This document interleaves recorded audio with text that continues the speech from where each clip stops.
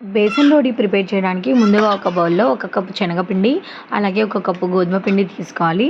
So, దీంట్లో కొంచెం salt, అలాగే కొంచెం రెడ్ చిల్లీ పౌడర్‌ని యాడ్ చేసుకోవాలి. సో, అలాగే దీంట్లో సన్నగా తరిగిన ఒక మీడియం సైజ్‌లో ఉండే ఆనియన్‌ని వేసుకోవాలి.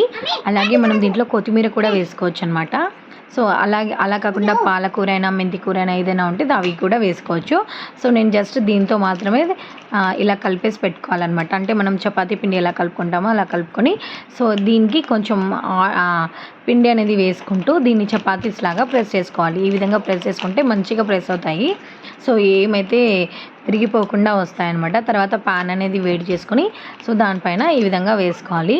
సో, అలాగే కొంచెం ఆయిల్ అనేది వేసుకోవాలి. కొంచెం ఫ్రై అయిన తర్వాత సో, 2 సైడ్స్ కొంచెం కొంచెం ఆయిల్ అనేది వేసుకుంటూ దీన్ని బాగా ఫ్రై చేసుకోవాలి. 2 సైడ్స్ కూడా బాగా ఫ్రై చేసుకుంటే సో, టేస్ట్ అనేది చాలా బాగుంటుందన్నమాట. సో, చాలా సాఫ్ట్‌గా ఉంటాయి చపాతీలు అనేవి. చాలా బాగుంటాయండి. సో, మీరైతే ఒకసారి అయితే ట్రై చేసి చూడండి. చాలా సింపుల్‌గా ప్రిపేర్ చేసుకోవచ్చు. సో, విరిగిపోకుండా వస్తాయన్నమాట.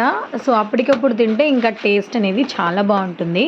సో, ఈ విధంగా అన్నీ ప్రిపేర్ చేసి పెట్టుకున్న తర్వాత సో, మనం దీనికోసం స్పెషల్‌గా కర్రీ ప్రిపేర్ చేయాల్సిన అవసరం అయితే ఉండదు. మార్నింగ్ మనం ఇంట్లో ఏదైనా కర్రీ ప్రిపేర్ చేసినా కూడా ఏ కర్రీతో అయినా తినొచ్చనమాట. పప్పుతో అయినా, చికెన్‌తో అయినా దేనితో కూడా ఇది బాగుంటుంది. సో, మీరైతే ఒకసారి ట్రై చేసి చూడండి. చాలా సింపుల్‌గా అండి. సో, ఈ విధంగానే అన్ని చపాతీస్‌ని ప్రిపేర్ చేసుకోవాలి. సో, చాలా సింపుల్‌గా ఉంటాయి. చాలా అంటే చాలా టేస్ట్ కూడా చాలా బాగుంటుందన్నమాట. సో, ఈ ఆనియన్స్ ఆ టేస్ట్ అనేది చాలా బాగుంటుందండి. సో, మీరు ఒకసారి అయితే ట్రై చేసి చూస్తే మళ్ళీ మళ్ళీ ట్రై చేస్తారు. అంత బాగుంటుంది. సో, శనగపిండి ఇంకా గోధుమ పిండి కాంబినేషన్‌లో సో, ఈ చపాతీ కాబట్టి సూపర్‌గా ఉంటుందన్నమాట. సో, కొంచెం వెరైటీ కావాలి అని ఇష్టపడే వాళ్ళైతే దీన్నైతే ట్రై చేయొచ్చు. చాలా హెల్తీ కూడా. సో, వీట్ ఫ్లోర్ కూడా చాలా హెల్తీ కదండీ. సో, ఈ విధంగా చపాతీస్ చేసుకుంటే సో, చాలా బాగుంటాయన్నమాట. చాలా టేస్టీగా, చాలా డిఫరెంట్‌గా కూడా ఉంటాయి. సో, నేనైతే ఈ విధంగా అయితే చపాతీస్ అయితే ప్రిపేర్ చేసేసాను. సో, చూడండి ఎంత కలర్ఫుల్‌గా కనిపిస్తున్నాయో. టేస్ట్ అయితే నిజంగా చాలా అంటే చాలా బాగుందండి. సో, చాలా సాఫ్ట్‌గా కూడా ఉంటాయన్నమాట.